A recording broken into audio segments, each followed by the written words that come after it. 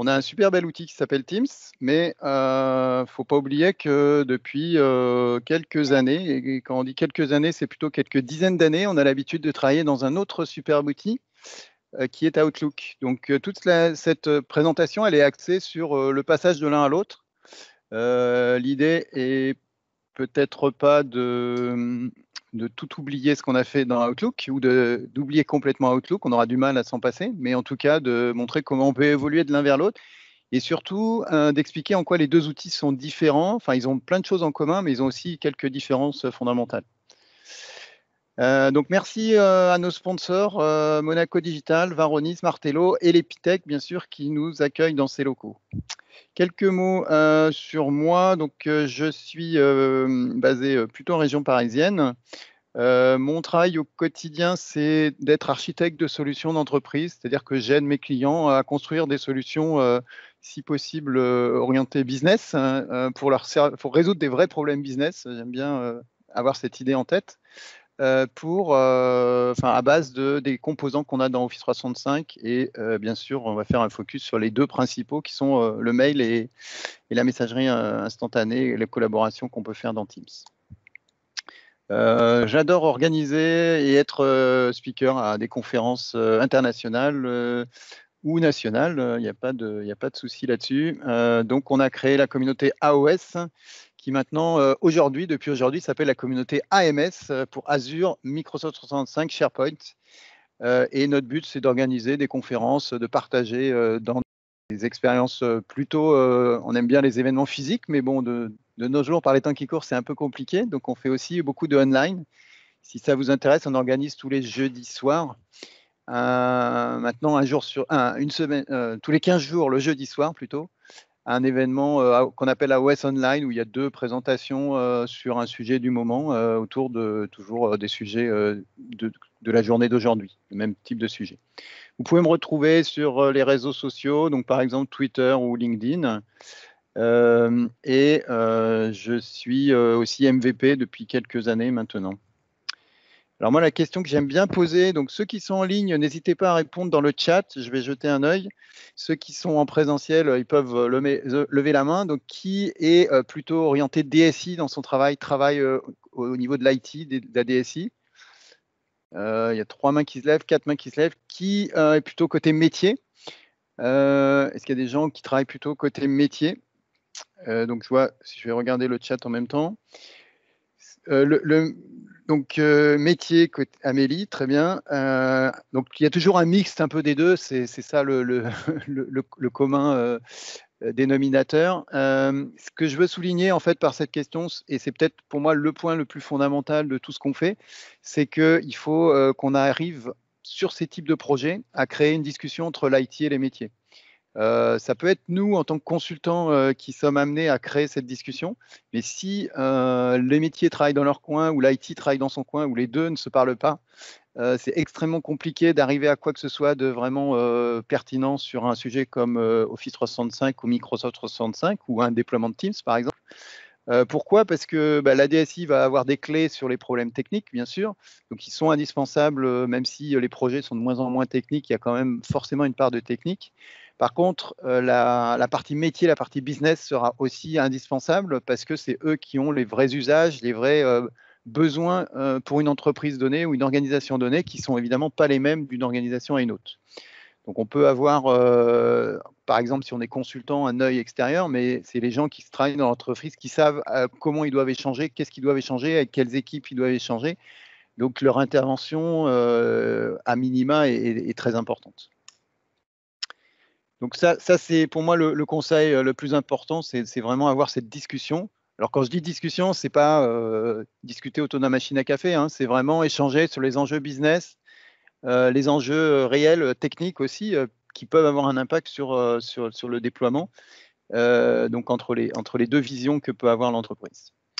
Alors sur le sujet de la conférence elle-même, Outlook vers Teams, on a l'impression que c'est un chemin tout simple, tout droit, comme ça. Les gens, ils avaient le mail, maintenant on leur installe Teams, ok, vous passez à Teams.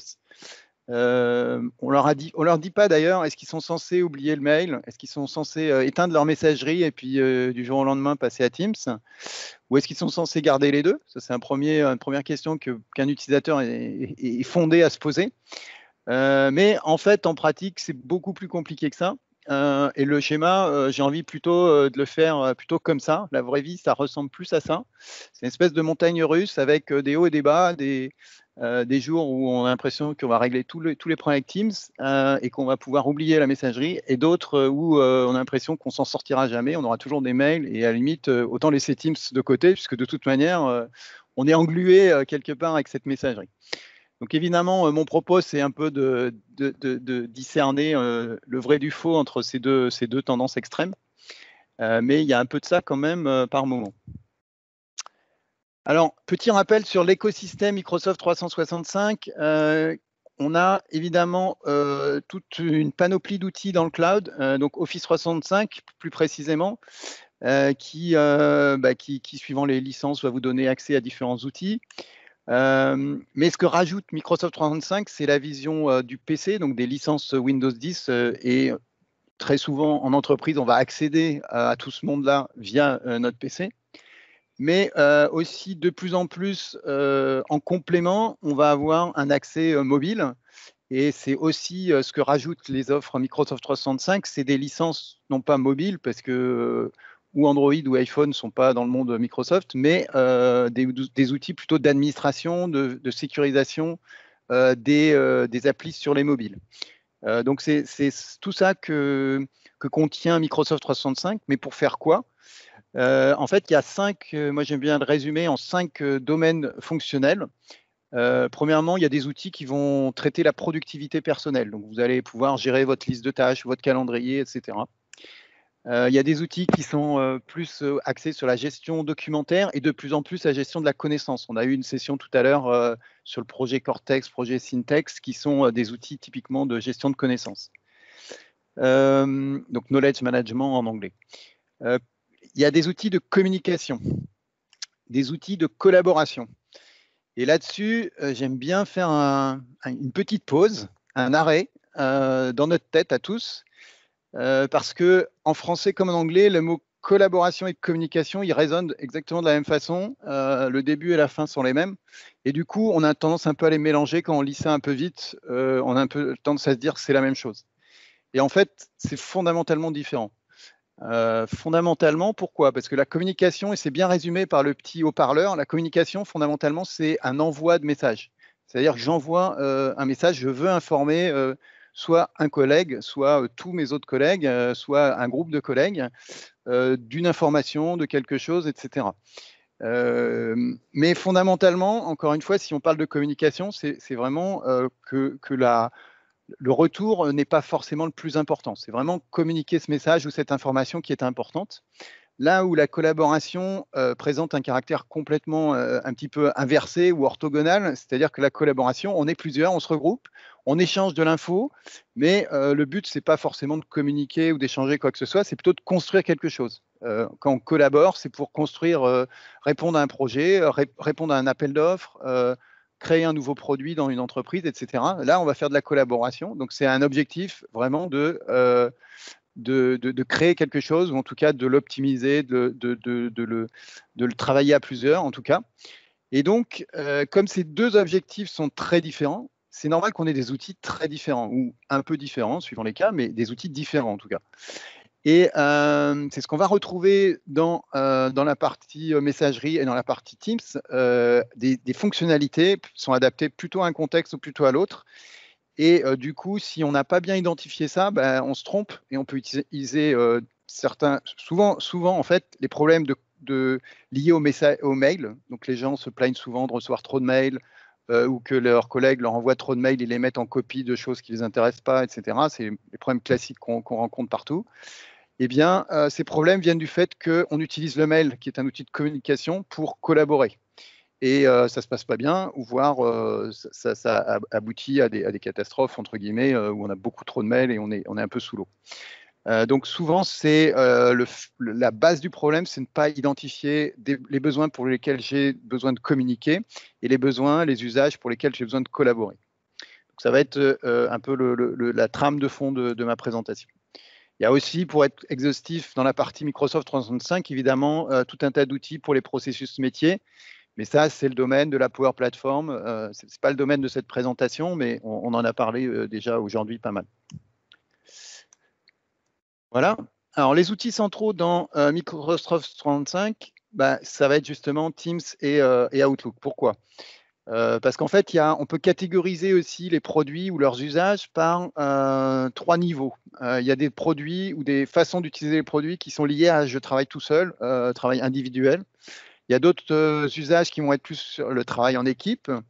Et il y a une troisième catégorie d'usages qui concerne toute l'entreprise. Je veux publier, par exemple, une information accessible à toute mon entreprise sur un intranet. Ça, c'est un usage qui permet d'adresser toute l'entreprise. Eh bien, si je vais très vite, parce que je ne veux pas passer trop de temps là-dessus, mais c'est quand même intéressant, j'ai des outils pour la productivité personnelle, donc qui vont plutôt logiquement s'adresser à moi. Mais déjà, le calendrier, par exemple, c'est à la fois un outil de gestion personnelle, puisque je gère mon calendrier, mais je peux gérer aussi, enfin, en tout cas, visualiser déjà les calendriers de mes collègues. Donc, c'est un outil qui est un peu à cheval sur la frontière entre mon travail perso et le travail de l'équipe. Sur la partie gestion documentaire, on a la distinction bien connue entre OneDrive pour gérer les fichiers individuels et SharePoint pour gérer les fichiers d'un groupe de personnes ou de toute l'entreprise, si c'est des documents qu'on veut publier à l'échelle de l'entreprise. Sur la partie gestion de la connaissance, donc on peut mettre les listes aussi, les listes dont on a parlé ce matin, qui sont des outils pour centraliser de la connaissance, de l'information à la fois pour moi tout seul, mais ça a assez peu d'intérêt. Mais je peux me faire une liste de tâches avec l'outil liste qui serait visible que par moi-même. Mais fondamentalement, ça a quand même un outil qui vise à travailler à plusieurs dessus. La communication, on a tout un tas d'outils et là-dessus, je dirais Microsoft 365 qui est très riche pour communiquer. Fondamentalement, moi je considère, et je le démontrerai dans la suite, que l'outil de messagerie, c'est un outil de communication. Et c'est un outil de communication individuel. Ma messagerie, ce n'est pas la messagerie de mon collègue. Mon collègue, il voit autre chose. Il a une autre vision. Il ne voit pas exactement les mêmes messages que moi. Il voit ses messages. Et c'est là, déjà, apparaît une première différence entre la messagerie et Teams. C'est que Teams, quand je suis connecté dans un espace collaboratif Teams avec mon collègue voit exactement la même chose que moi. Si on est dans la même équipe, qu'on a les mêmes droits, après on peut un petit peu ruser, faire des paramétrages très précis, masquer des choses, mais disons que fondamentalement, l'idée de l'outil, c'est que si on est sur une équipe d'un projet particulier, on travaille ensemble, on a la même vision des choses. Et ça, c'est très différent par rapport au fait qu'on peut travailler ensemble sur une même information. Sur la partie communication, on pourrait citer aussi SharePoint en tant qu'outil intranet, etc. Le Stream pour la partie communiquer avec toute l'entreprise, partager des vidéos. Sur la partie collaboration, Teams s'est vraiment imposé dans Microsoft 365 comme the outil de collaboration, l'outil de collaboration par excellence. Donc là-dessus, il n'y a pas trop de doute. Si ce n'est qu'il a quand même des petits copains qui vont aider à gérer la collaboration. Par exemple, Planner qui va gérer les tâches. Donc, c'est un aspect très collaboratif, mais on va l'utiliser en fait inclus dans une partie de Teams essentiellement. Aujourd'hui, on n'utilise pas vraiment Planner tout seul.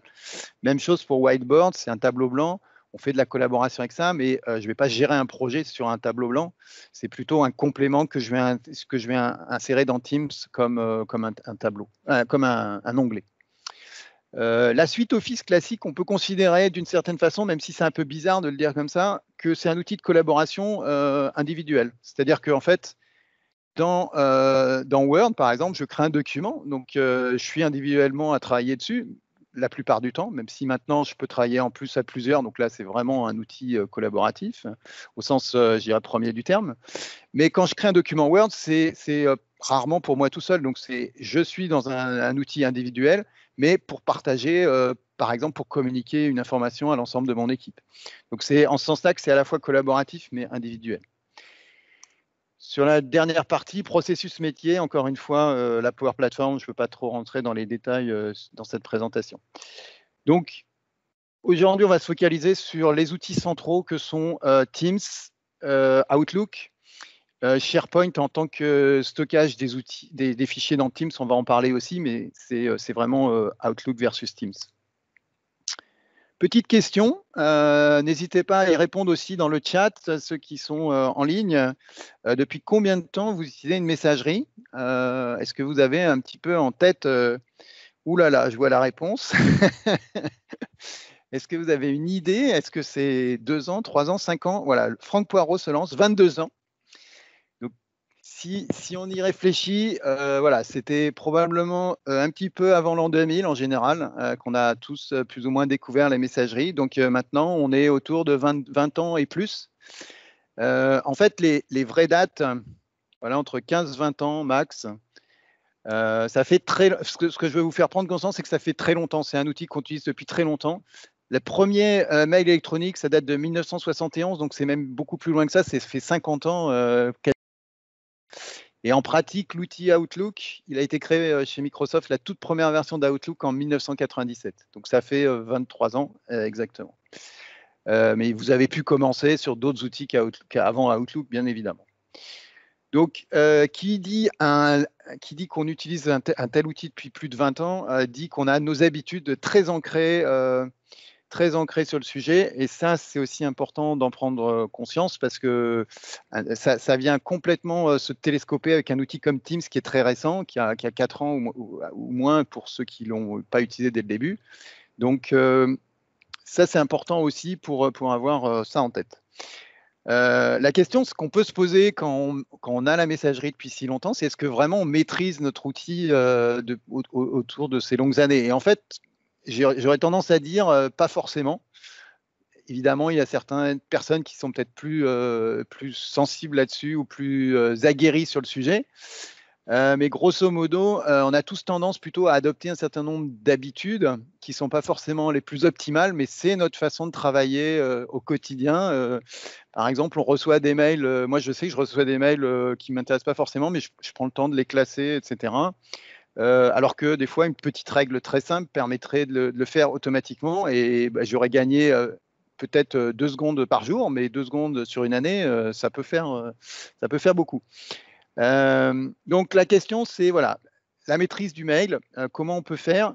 J'adore alors je vais pas le passer, mais c'est un reportage, je fais juste le début. Je ne sais pas si on va l'entendre, mais ce qui est intéressant, c'est le mot qui est en rouge, c'est Mail Addict. Donc c'est un reportage qui est passé sur LCI où il faisait une interview de gens dans les entreprises qui sont intoxiqués entre guillemets au mail et qui reçoivent trop de mails et qui adorent ça. Donc par moment, c'est un peu ça. On a l'impression que les gens se plaignent, mais sont contents en fait de recevoir des mails parce qu'il y a un côté très gratifiant. Alors là, il faudrait faire des études psychologiques, mais le fait de recevoir des mails, on a l'impression qu'on existe, etc. Et d'ailleurs, quand les gens ne reçoivent plus de mails, il y a un petit côté très frustrant. On se dit que soit il y a un problème, soit on n'existe plus en fait dans l'entreprise. C'est-à-dire qu'il n'y a plus d'échanges, on ne reçoit pas d'informations entrantes ou de nos collègues. Alors, plus de mails du tout, c'est assez rare, mais quand on en reçoit moins, à la limite, même déjà, on commence à s'inquiéter. Ah voilà, c'est un peu fort. Voilà. Donc, on n'en est pas encore là, mais je pense que ça peut venir. Petite anecdote personnelle, il y a quelques années, donc avant Teams, en fait, avant que Teams arrive, j'organisais des événements comme celui-là. Enfin, j'organise toujours, mais je les organisais par mail, puisque je n'avais pas tellement d'autres outils à ma disposition. Et notamment, on avait organisé un événement qui était quand même assez important. Il y avait pratiquement 80 speakers, des nombres d'attendus assez importants, 1000 personnes sur Paris. On avait organisé ça. Et à la fin de l'événement, j'avais regardé ma boîte mail et j'avais échangé 33 000 mails pour organiser ça. Donc 33 000 mails en, je ne sais pas, peut-être 6 mois d'échange. Donc c'est assez phénoménal quand on y réfléchit. Aujourd'hui, évidemment, j'ai quand même beaucoup eu de plaisir à utiliser un outil Teams parce qu'il y a une organisation qui vient avec Teams qui est quand même beaucoup plus simple que dans une messagerie pour justement organiser des projets comme ça. Alors, on va y venir. Pour la partie mail, je voudrais encore une fois, c'est un outil très personnel, le mail. Et d'ailleurs, vous voyez assez peu de gens qui disent faut organiser votre messagerie comme ça. Les entreprises ne sont pas, sont quelque part pas légitimes en fait à vous dire comment vous organisez, ou ne se sentent pas légitimes, ou ne se sentent pas de vous dire vous devez organiser votre messagerie comme ça. Et pourtant, on a tous besoin un petit peu d'idées ou d'être guidés sur le sujet. Donc moi, ce que je fais à ma modeste échelle de cette présentation, c'est vous partager comment moi j'organise ma boîte mail, qui n'est pas forcément adaptée à tout le monde, mais en tout cas qui peut vous donner des idées pour votre propre organisation. Et encore une fois, c'est vraiment une caractéristique de la messagerie. Chacun doit se l'organiser à sa façon. En fait, moi, ce que je fais, c'est le principe, il est assez simple, hein, c'est diviser pour mieux régner. Et donc, vous avez une mailbox, vous recevez peut-être 100 mails par jour. Enfin, c'est à peu près le ratio, on va dire, commun de nos jours. Comment diviser ça pour en avoir moins? En fait, bon, soit vous vous fâchez avec un certain nombre de gens et vous recevrez moins de mails, mais peut-être de manière plus efficace, vous créez des sous-parties dans votre inbox. Et moi, j'ai en fait, j'ai 4 parties dans ma inbox. C'est en partant du bas, celle qui concerne les invitations. Donc, tout ce qui est meeting request, vous invitez quelqu'un, vous invitez 10 personnes, vous avez envoyé un mail et vous allez recevoir 10 retours. Ça, c'est dans le meilleur des cas, s'ils vous disent je suis présent à la réunion ou je ne suis pas présent. La plupart du temps, il va y avoir des échanges du style ouais, mais moi je voudrais arriver une demi-heure plus tard ou je vais partir un quart d'heure plus tôt, etc. Donc, ça va générer un nombre de mails incroyable. Déjà, tous ces mails-là, vous pouvez les mettre dans une boîte séparée. Parce qu'en général, ce n'est pas très urgent. Si votre réunion elle est dans 15 jours, vous pouvez le regarder le soir. Ce n'est pas la peine que vous soyez en permanence, je dirais, sur votre messagerie à regarder ces mails-là. Autre type de mail qu'on peut facilement sortir de sa inbox, c'est tous les mails où vous êtes en copie. Par définition, si vous êtes en copie d'un mail, c'est que vous n'avez pas d'action à faire sur ce mail. On vous l'envoie pour information et ça ne nécessite pas donc une lecture immédiate et je dirais permanente.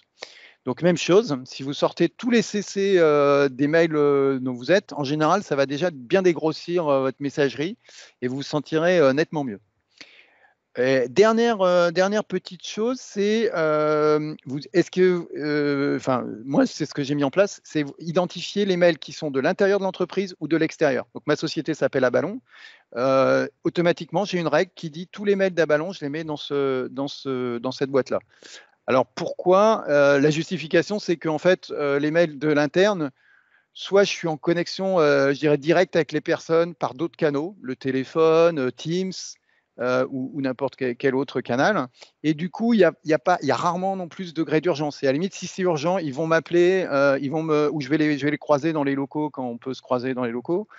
Donc, il y a aussi rarement un côté vraiment urgent par rapport à ces mails-là.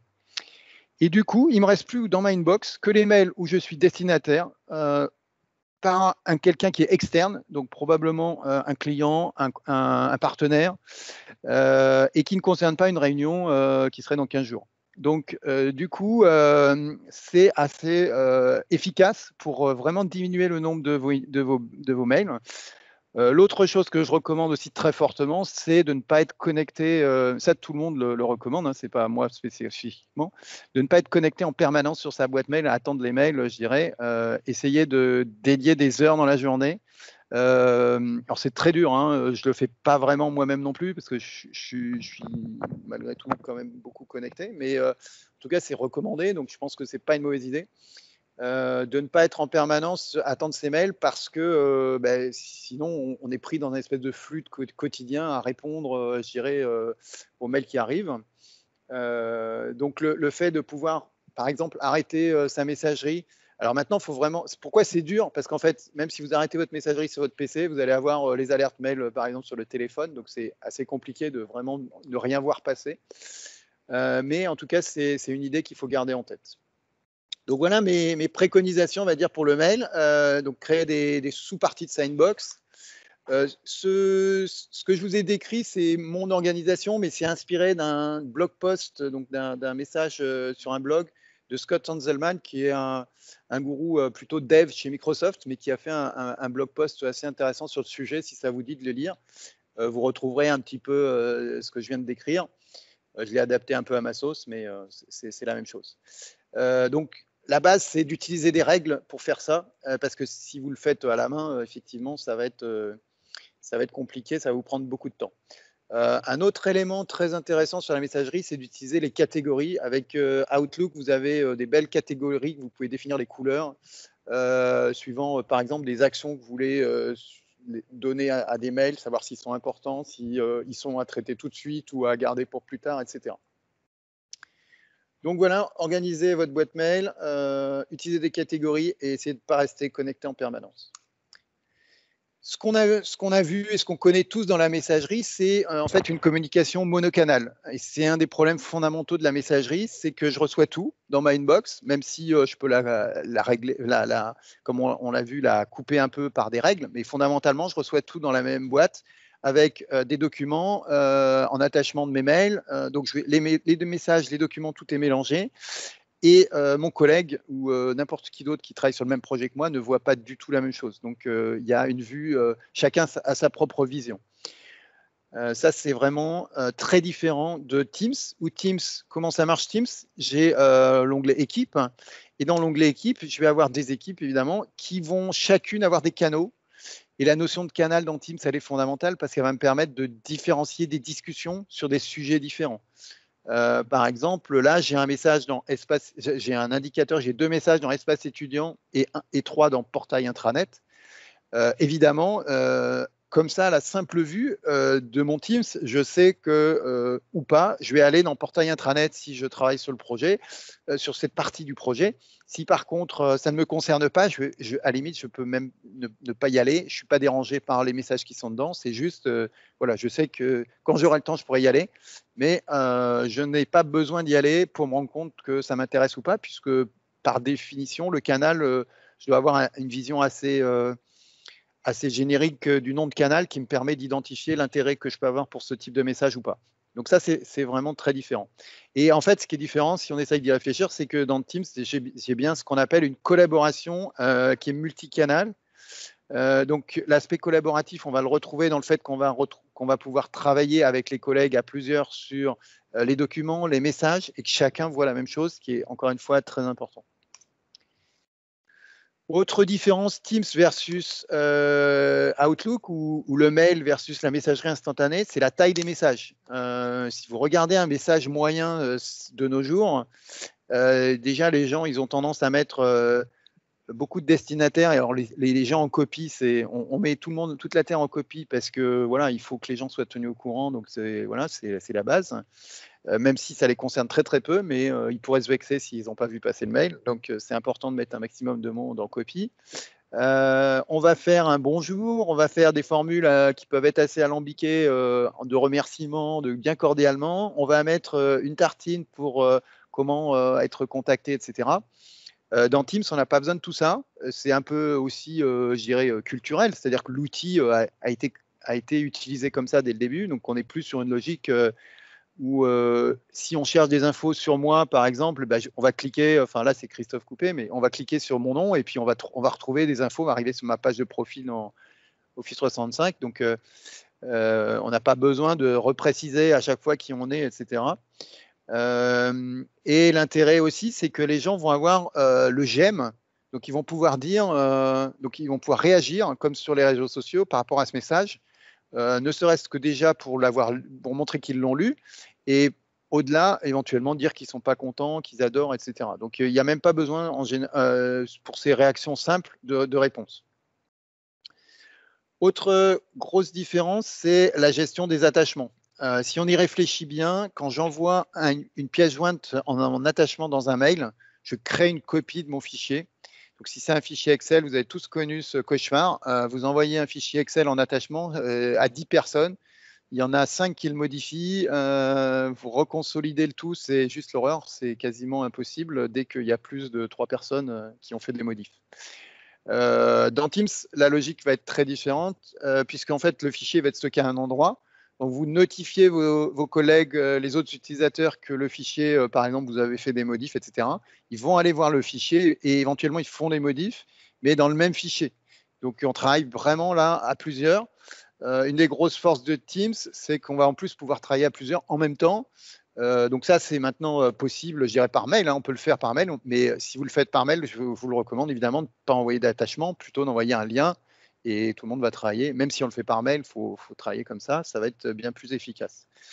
Dans Teams, un truc super, vraiment une fonctionnalité que j'adore, c'est la possibilité d'ouvrir un panneau de discussion avec le document ouvert, que ce soit un PowerPoint, un Excel ou autre.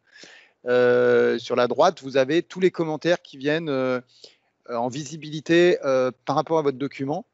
Donc, vous voyez bien le document et les commentaires des gens. Par exemple, j'ai modifié le slide 23. Vous avez le slide 23 en visuel exactement à côté de du commentaire ou votre collègue vous demande de rajouter tel ou tel commentaire. Tout ça se fait sur le même écran et c'est vraiment très pratique, très efficace. Pour résumer, donc Outlook, la messagerie, tout arrive dans la boîte de réception. On doit définir des règles de tri parce que rien n'est trié. Le tri par défaut dans Outlook, c'est le dernier message qui arrive est en haut. Pas de vision partagée sur un projet. Difficile d'intégrer un nouvel arrivant. Ça aussi, c'est un cas d'usage qu'on a tous rencontré. On a un collègue qui arrive sur un projet qui dure depuis 1 an. On a 1 an d'historique de mail. Comment on fait quoi? Comment on fait? On ne peut pas lui balancer 1 an d'historique de mail. Enfin, on peut le faire, hein, mais c'est pas très efficace. Il est probable qu'il ne les lira jamais. Donc, si on a envie d'être sympa, à la limite, c'est ce qu'on va faire, mais à la limite, ça va plus lui faire peur, ça va plus le dégoûter. Enfin, c'est très compliqué de donner un historique par mail, enfin, de tout un tas d'échanges qui ont eu lieu par mail à un collègue. Notification par défaut, chaque fois que vous recevez un message dans votre inbox, vous avez une notif. Il n'y a pas vraiment de moyen de dire je vais être notifié que si j'ai des mails de telle catégorie. Le travail synchrone est impossible. Non. Alors ça, c'est intéressant, c'est que la messagerie, par définition, c'est un outil asynchrone. Donc, j'envoie un message et on est toujours sur cette logique de communication. J'envoie un message et fondamentalement, même si je peux mettre des accusés de réception, même si je peux attendre que mon collègue me réponde, mais fondamentalement, j'envoie un message, je ne sais pas à quel moment il va le recevoir, je ne sais pas s'il va le voir, le traiter, le comprendre, etc. Je n'ai pas beaucoup de retours, en fait, tant que je n'ai pas eu un autre message. Et des fois, on se rend compte qu'on ne parle pas forcément au même niveau de message. On peut se rendre compte qu'il y a des décalages, des asynchronismes, parce qu'un collègue répond, par exemple, sur 2-3 mails suivants, parce qu'il a raté une partie de l'échange. C'est compliqué, mais on est en asynchrone, donc c'est bien parce qu'on est en asynchrone. Hein, j'ai pas de problème particulier par rapport à l'asynchrone. Seulement, il y a des moments où on a envie de travailler en synchrone dans un groupe, dans une équipe. On doit rendre une proposition, un appel d'offres. On n'a plus qu'une demi-journée de travail. Là, on a besoin d'être vraiment en asynchrone, d'être synchrone. Utiliser le mail, ça peut être problématique dans ces cas-là. Et de toute manière, on ne va pas pouvoir être sûr qu'on a le synchronisme, on a l'autre en face. Et les attachements, encore une minute, du fondamentalement. Alors Teams, par rapport à ça, qu'est-ce qu'il apporte en fait?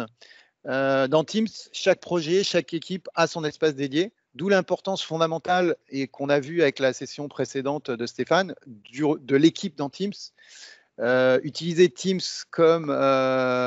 comme un outil de communication tout bête où on s'envoie des messages comme Skype, c'est allô quoi. Je veux dire, Nabila ne s'y trompe pas, donc il n'y a pas de raison. Le tri naturel dans Teams se fait par l'émetteur. En fait, l'émetteur va naturellement aller trier ses messages. Il va aller poser son message dans le canal adapté au sujet, dans l'équipe et dans le canal adapté au sujet. Qui peuvent lui permettre tout de suite de s'y retrouver ou pas par rapport à ses mails. On a cette vision partagée qui est bien intéressante quand on travaille à plusieurs sur un projet.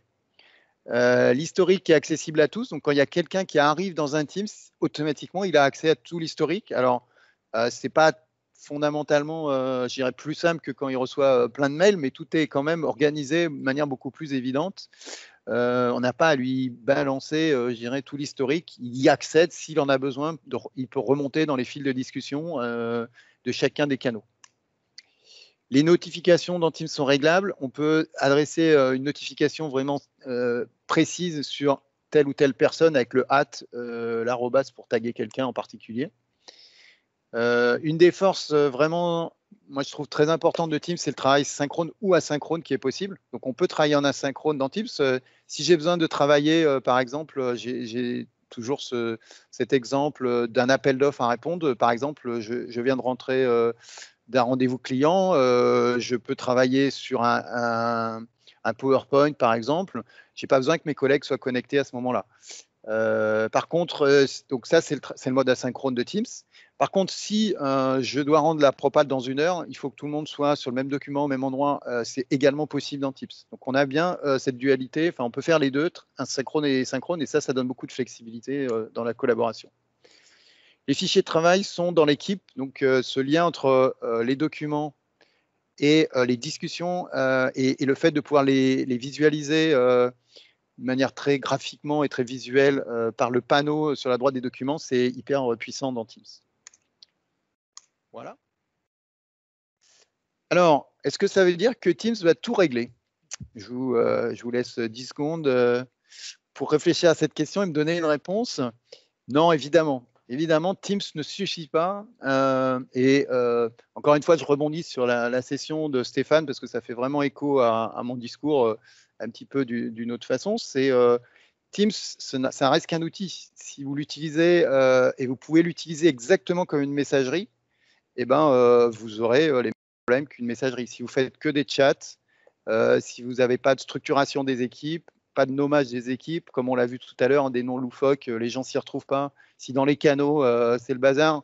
J'ai des clients, moi, qui disent ouais, on utilise des équipes, mais ça marche pas bien et tout. Et puis en fait, quand on va creuser un petit peu, il y a une équipe, il y a un canal général, ils mettent tout dans général. Bon, bah là, on a envie de leur dire oui, c'est pas étonnant quoi, qu'il n'y ait pas forcément d'engouement autour du truc, parce qu'en fait, on n'utilise pas bien l'outil, quoi.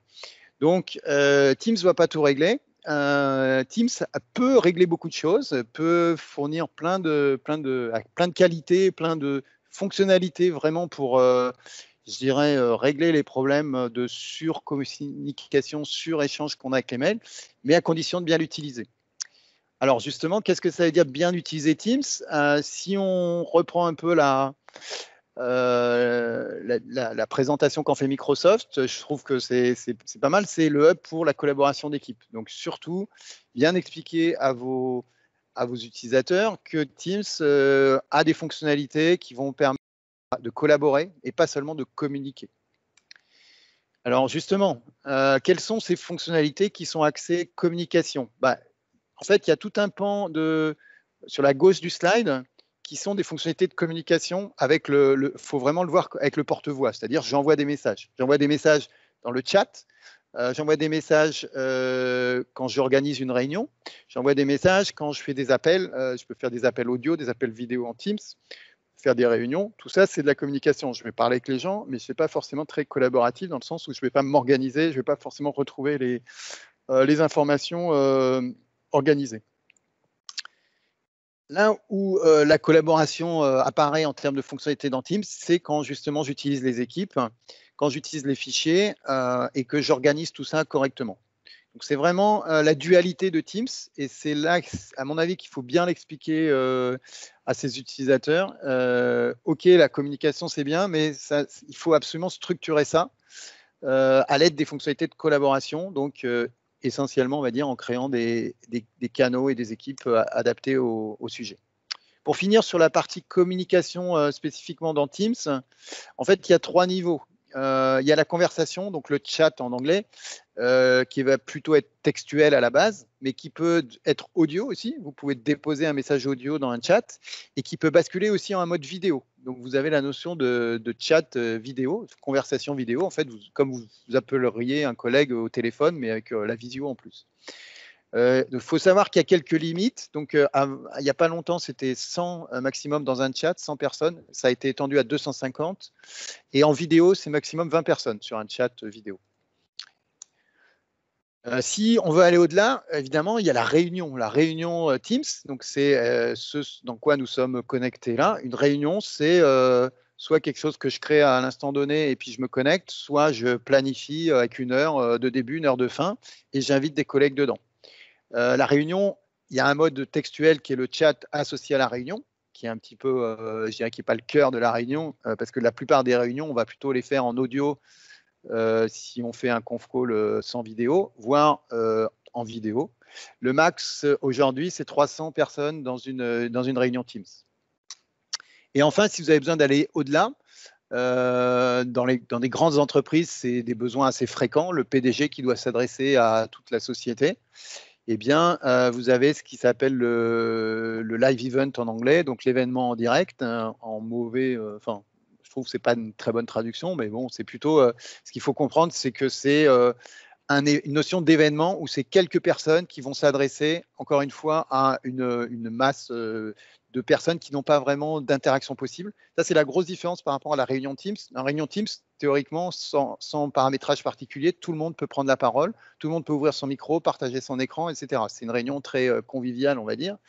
Dans l'événement en direct, le live event, il n'y a que quelques personnes qui diffusent en fait la bonne parole, entre guillemets, vers l'ensemble des autres qui sont plutôt passifs et qui écoutent, en fait, qui sont à un mode d'écoute. Du coup, on est encore une fois dans un mode de communication, c'est-à-dire que c'est impossible sur un live event de faire de la collaboration puisqu'il y en a un qui diffuse et les autres qui reçoivent.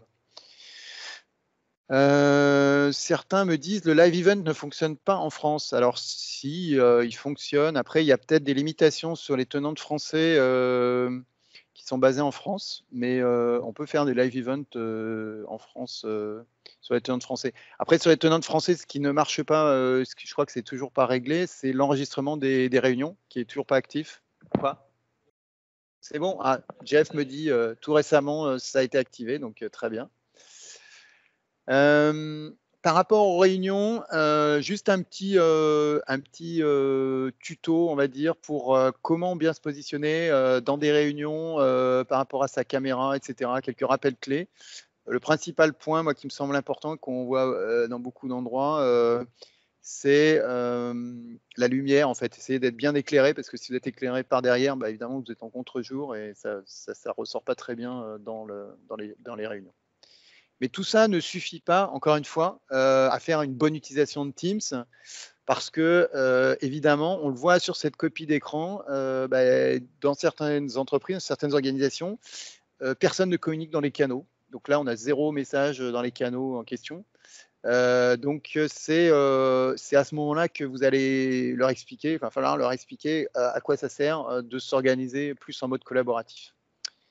Alors, qui dit mode collaboratif dans Teams dit équipe. Qu'est-ce que c'est une équipe? C'est tout simplement un ensemble de canaux dans lequel on va pouvoir stocker des messages, des conversations. Et ce qui est fondamental, encore une fois, c'est que tout le monde va voir à peu près la même chose, à peu près venant des canaux privés. On a toujours quelques cas de figure comme le budget qu'on ne veut pas partager avec toute l'équipe, même si on est dans une organisation très collaborative. Il y a probablement des informations qui doivent rester confidentielles entre quelques personnes. Donc, il y a une notion de canaux privés qui apparaît ici avec un petit cadenas sur la copie d'écran. Mais sinon, on travaille sur les mêmes documents où on voit les mêmes choses. L'intérêt, c'est qu'on ne se pose pas la question. Alors, il faut faire attention, ça peut être un petit peu piégeux dans Teams. On ne se pose pas la question, ou pas trop la question, de savoir qui a accès aux documents et aux informations. Puisque tout ce que vous déposez dans l'équipe sera visible par tous les membres de l'équipe. Il faut quand même des fois réfléchir un petit peu justement entre des équipes internes, des équipes avec des externes, avec des clients et des choses comme ça. Donc nous, on recommande très fortement, notamment sur le nommage, d'avoir dans le titre de l'équipe le fait que c'est ou externe ou interne. Parce qu'en général, il y a des documents qu'on n'a pas envie ou qu'on n'a pas le droit de partager avec l'externe. Et puis dans la communication, dans la façon de parler, en général, un message où il y a un client, où il y a un partenaire, on va peut-être être un petit peu plus policé que peut-être avec un collègue, on va lui dire salut, tiens, voilà. Avec un partenaire, on va lui dire bonjour, merci, etc. Donc c'est important d'avoir cette distinction, de savoir qui est dans l'équipe pour adapter un petit peu son niveau à la fois de langage et puis son niveau de confidentialité sur les documents qu'on partage ou pas. Le gros intérêt aussi dans les équipes, c'est qu'on peut passer de une à des conversations. En fait, quand vous êtes dans le chat de Teams, vous n'avez pas la notion, enfin, vous avez une seule conversation. Quand vous êtes dans les canaux d'une équipe, vous avez la possibilité soit de répondre à des messages précédents, donc si vous répondez à une conversation, soit vous démarrez une nouvelle conversation.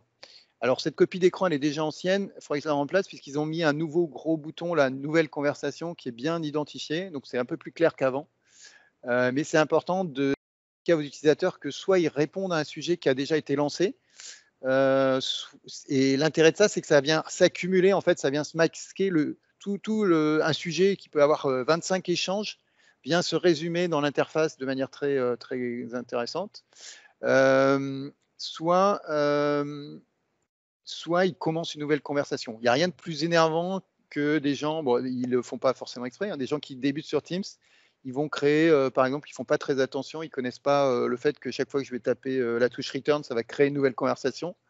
Donc par défaut, ils vont créer une conversation, enfin ils vont faire 3 messages et ça va faire 3 nouvelles conversations.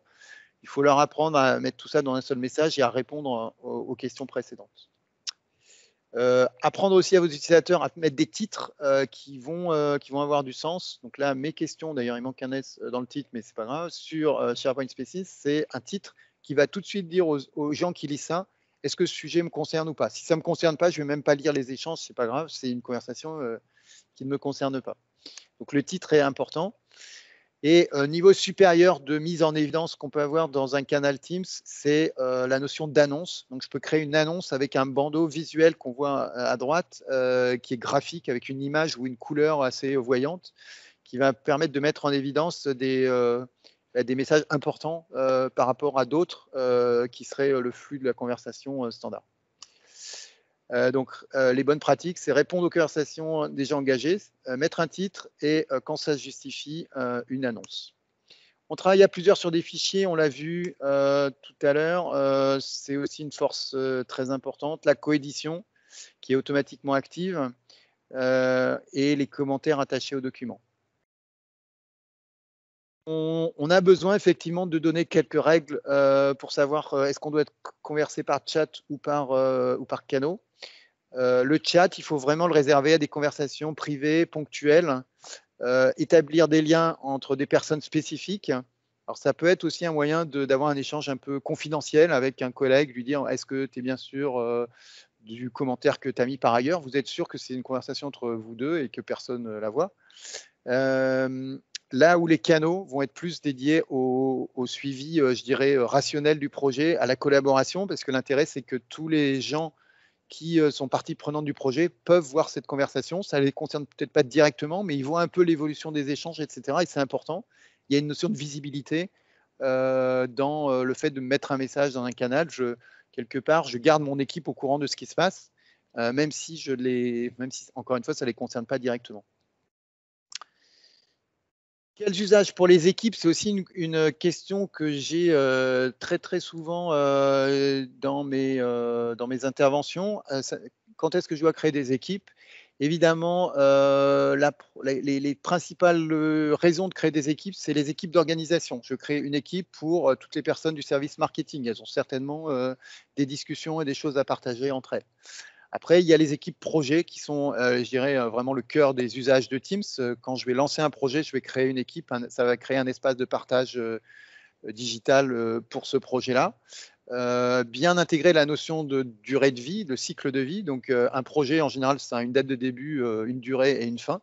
L'équipe Teams associée, il faut qu'elle ait une création qui soit proche de la date de création du projet. Sinon, il va y avoir plein de communication qui va être en dehors du Teams, c'est embêtant. Dans la vie du projet, il faut créer peut-être des nouveaux canaux au fur et à mesure des évolutions du projet. Quand le projet se termine, il faut décider est-ce que l'équipe, on la ferme, est-ce qu'on la archive, est-ce qu'on la supprime. Ça dépend un peu du type d'information qu'il y a dedans, mais en tout cas, il faut avoir une politique à ce sujet-là. On peut définir des équipes aussi pour des groupes d'intérêt. Donc, on peut imaginer des équipes pour, par exemple, tous les motards de la société, un sujet qui n'est absolument pas business, mais si on veut créer un peu d'échanges dans l'entreprise, pourquoi pas.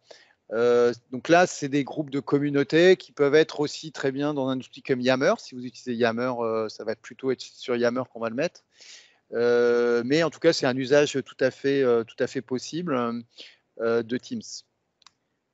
Comme je l'ai dit tout à l'heure, je pense qu'il faut bien faire la différence entre les équipes internes et les équipes externes, avec des partenaires ou des clients encore plus, pour vraiment faire attention à ce qu'on met, à ce qu'on dit dans ces équipes-là. Et un dernier petit rond pour introduire une notion qui n'est pas très présente, mais sur laquelle je vous invite à réfléchir, c'est des équipes liées à un process. Toutes les entreprises ont des process, des fois des milliers de process, c'est assez compliqué de s'y retrouver. Le fait de mettre ça dans une équipe, ça a plusieurs avantages. Ça permet d'avoir des échanges dans les canaux sur est-ce que c'est bien là que je dois utiliser, est-ce que c'est bien le bon process pour faire telle chose. Donc, il y a beaucoup de questions autour des process en général dans les entreprises. Donc, si chaque process a une équipe ou peut-être s'il y a beaucoup de process, on peut regrouper, faire des groupes de process dans des équipes. Ça permet de poser des questions à un endroit assez centralisé. Et l'autre intérêt aussi de Teams, c'est qu'avec la notion d'onglet dans Teams, donc les tabs, on peut rajouter en fait une étape par si le process doit lancer, je ne sais pas, un site web pour aller enregistrer ses notes de frais, on peut très bien mettre l'URL sous forme d'un onglet dans Teams et ça va être très simple d'y accéder. Il n'y a plus besoin de communiquer l'URL. En fait, vous dites aux gens, allez dans cette équipe Teams et vous aurez les étapes de votre process à suivre. Je vous montrerai une copie d'écran plus tard. Ça, c'est la force des onglets. C'est aussi une des grandes forces, c'est la force des onglets pour personnaliser un Teams. On va pouvoir intégrer soit des fichiers comme les fichiers Office classiques ou PDF, soit des sites, soit des outils de tout type, puisqu'il y a tous les outils Microsoft plus des outils externes qui viennent s'intégrer directement dans mon Teams sous forme d'un onglet. Alors, quelques exemples très simples pour certains, d'autres plus compliqués. Un site web de référence, c'est un onglet. Je peux mettre par exemple un site Wikipédia. Si j'ai une équipe d'échange sur l'Airbus A320, il y a la page Wikipédia correspondante. C'est très facile à l'intégrer dans Teams. Intégrer Planner comme un onglet dans Teams, ça c'est, je dis à la base. Si vous avez des projets, suivre les tâches, Planner va nous permettre de faire ça. Et le mettre en dehors, enfin, Planner est un très bon outil, mais le mettre en dehors de Teams, aujourd'hui, c'est un peu incongru. Parce que c'est vraiment dans l'équipe que vont se passer les échanges et les discussions autour de ces tâches. Donc, c'est juste normal de l'intégrer dans l'équipe en question. On peut intégrer des beaux tableaux de bord. Alors, au-delà d'être beaux, ils peuvent être efficaces. Ils peuvent permettre de faire des commentaires. On peut faire des commentaires directement dans Teams sur les chiffres qu'on va voir sur ces tableaux de bord. Donc, ça, c'est puissant parce que on ne va pas se poser la question de savoir comment je vais envoyer un mail à mon collègue ou je vais faire un chat avec lui pour lui demander pourquoi la 3e année de ce tableau de bord, il y a un pic ou au contraire, il y a une baisse des ventes. Je vais mettre ça dans Teams au même endroit que le tableau de bord et je ne me pose plus de questions. Une équipe dédiée à un processus, ce que j'évoquais tout à l'heure, à quoi ça peut ressembler? Là, vous avez un exemple. Vous avez par exemple 4, 5, 6, il manque le 3, je ne sais pas pourquoi, mais peu importe.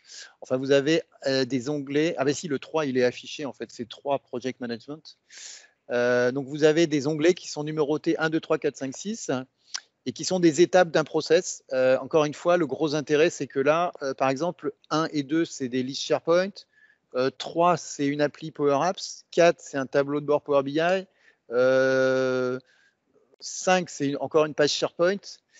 Donc, c'est en fait un enchaînement d'actions. Avec la Power Platform, on peut faire des super process digitaux, sauf qu'il y en a un bout qui est dans Power Automate, un bout qui est dans Power BI, un bout qui est dans Power Apps. Pour l'utilisateur lambda, c'est juste le cauchemar. Le fait d'intégrer tout ça dans Teams, on retrouve l'intérêt, c'est que voilà, vous leur dites le process, il est là, vous suivez les étapes 1, 2, 3, 4. Pour eux, c'est des onglets dans Teams. Ils n'ont même aucune notion, limite, ils n'ont aucun moyen de savoir que c'est du Power Apps derrière, du Power BI, du n'importe quel outil, Power Automate, ce que vous voulez. Ils vont dans Teams et ils trouvent tout leur process de A à Z.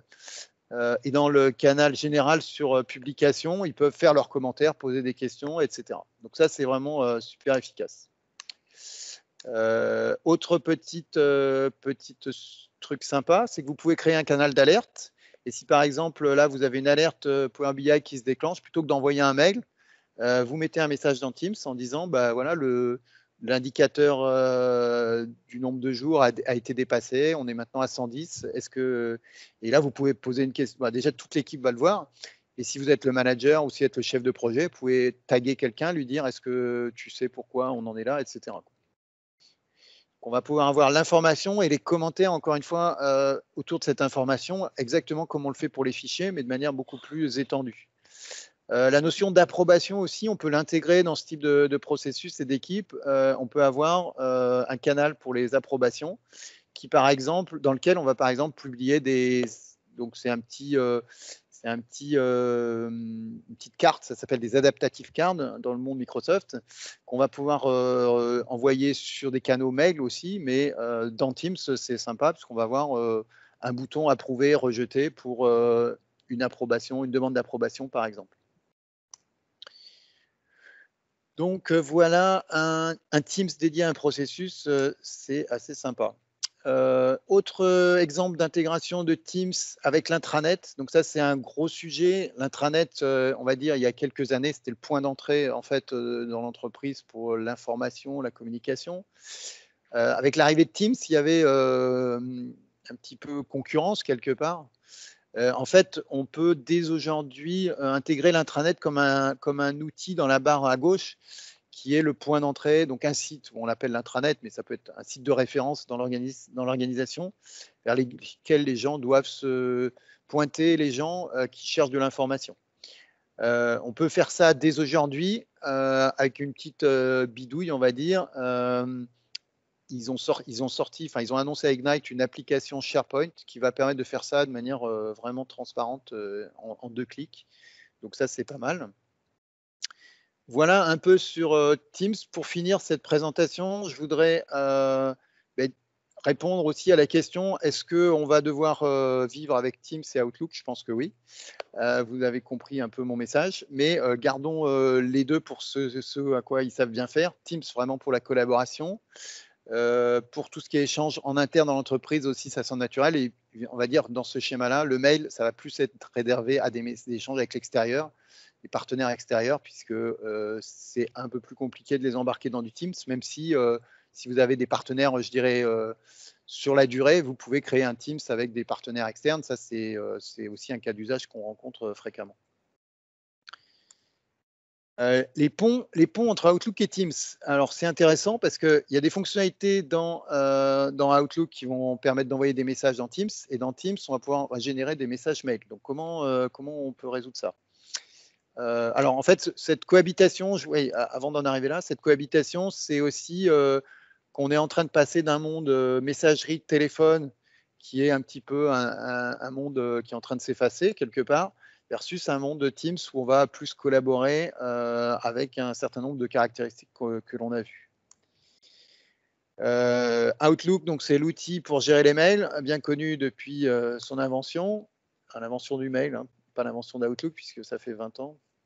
Et Teams aujourd'hui a moins de 4 ans ou à peu près 4 ans. Donc c'est ces deux mondes qu'on doit faire cohabiter.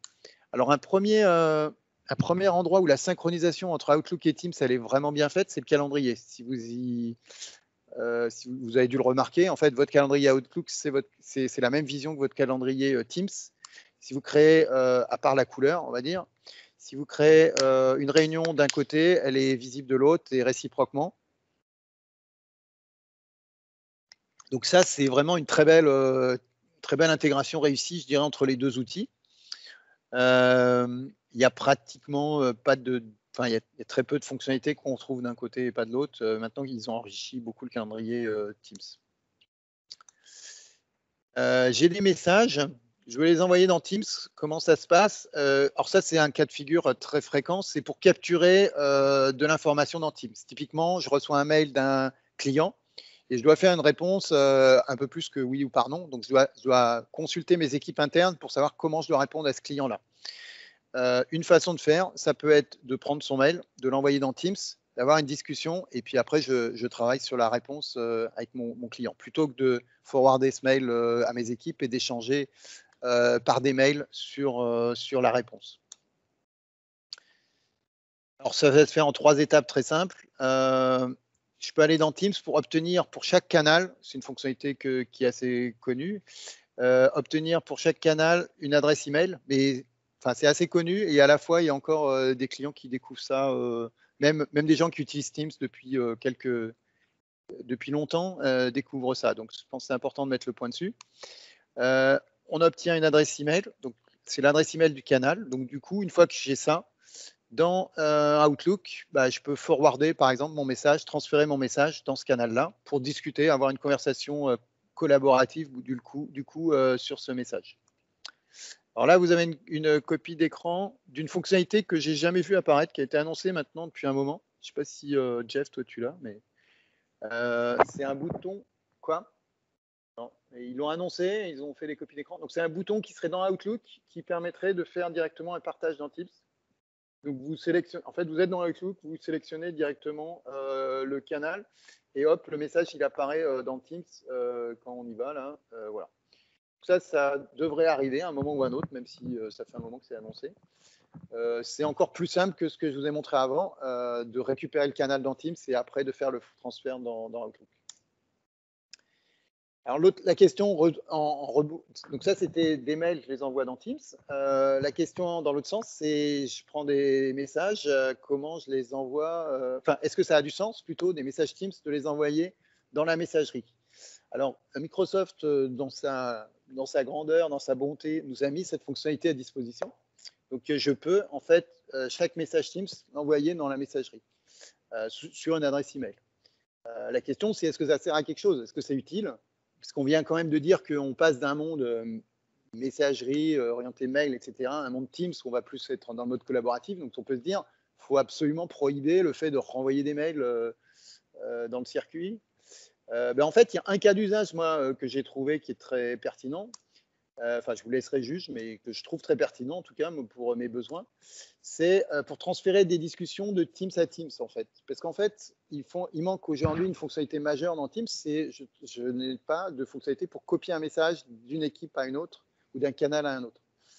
Donc, je peux faire un copier-coller, mais c'est tout ce que j'ai. Enfin, je n'ai pas vraiment une façon de transférer un message. Or, avec cette copie dans une adresse de messagerie, ce que je peux faire, c'est tout simplement utiliser cette fonctionnalité. Donc ça, vous avez à gauche la fonctionnalité partager dans Outlook. En fait, ça vous ouvre un mail et ça vous dit où veux-tu envoyer ce message dans Teams. Si je lui donne comme destinataire, non pas une personne, mais un autre canal Teams, en fait, j'ai copié mon message d'un canal Teams à un autre. Et donc ça, c'est pas mal parce que je n'ai pas vraiment d'autres moyens de le faire dans Teams. Moi, je pense que c'est intéressant de garder ça et de l'utiliser dans ce sens-là. Voilà. En conclusion, j'ai à peu près la même image que Stéphane. Donc, Teams, c'est un gros iceberg. On en voit souvent que la partie émergée. Donc, n'oubliez pas la partie immergée. Et si vos utilisateurs ne les connaissent pas, il faut évidemment bien leur expliquer tout ça et montrer les gains que ça peut représenter. Une autre façon de le dire, un peu plus je dirais, comment dire, consultant en transformation digitale. C'est un beau graphique qui dit qu'en fait, plus vous allez utiliser les fonctionnalités de collaboration de Teams, plus vous irez vers de la transformation vraiment digitale. Si vous utilisez que les meetings, vous aurez un retour sur investissement assez faible par rapport au fait de déployer Teams et d'éduquer vos utilisateurs. Si vous avez besoin d'informations, je vous recommande définitivement, alors dans l'outil Teams, il y a un bouton Aide en bas et qui va vous pointer vers des articles qui sont sur ce site-là, support.office.com Teams, aide et apprentissage de Teams. J'ai aussi, qui est très riche et qui est très bien fait, c'est le support, enfin c'est l'aide, l'assistance classique. J'ai aussi fait un souhait, donc vous avez l'URL ici, vous le retrouverez dans les slides, qui permet de retrouver un certain nombre de ressources d'accompagnement. Donc il y a pas mal de... les ressources Teams, il y en a vraiment beaucoup. Donc c'est mes meilleurs pointeurs que j'ai trouvés sur le sujet. C'est plutôt, voilà, c'est plutôt une sélection que quelque chose d'exhaustif parce qu'il y en a vraiment beaucoup en français et encore plus en anglais. Mais si vous cherchez quelques ressources vraiment bien faites, j'essaie de les regrouper là-dedans. Et voilà, merci de votre attention. Je ne sais pas s'il y a des questions dans le chat auxquelles on n'aurait pas répondu.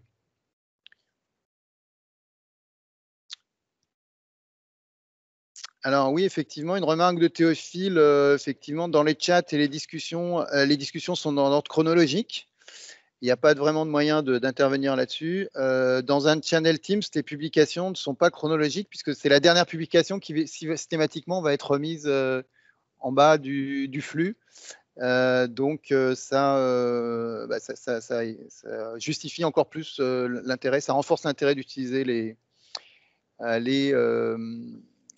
canaux et les équipes. Eh bien, merci beaucoup. Je pense que on peut arrêter là l'enregistrement. Et merci à toi.